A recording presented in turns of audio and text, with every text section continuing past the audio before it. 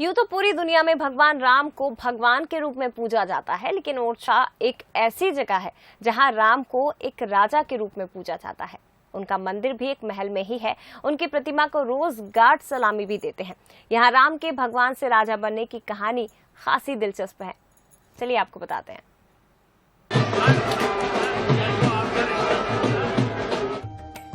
मंदिर के बाहर सलामी देते ये गार्ड किसी अधिकारी को नहीं बल्कि भगवान राम को सलामी दे रहे हैं। लेकिन भगवान को सलामी क्यों?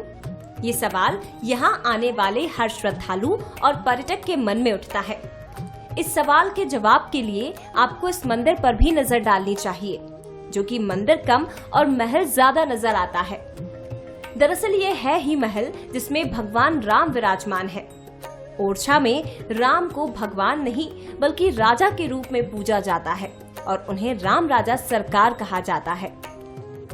हिंदुस्तान का इकलौता मंदिर ओरछा में है जहां भगवान राजा के रूप में पूजे जाते हैं, और आपको हिंदुस्तान में कहीं भी ऐसा कोई मंदिर नहीं मिलेगा जहां भगवान बैठे हुए हैं।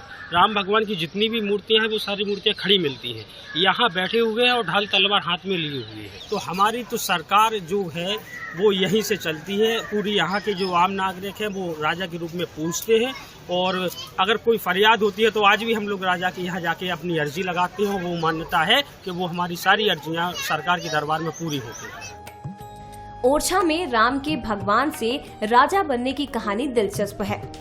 दरअसल महल के समीप स्थित चतुर्भुज मंदिर भगवान राम की मूर्ति के लिए बनवाया गया था, लेकिन मूर्ति स्थापना के वक्त ये अपने स्थान से हिली नहीं।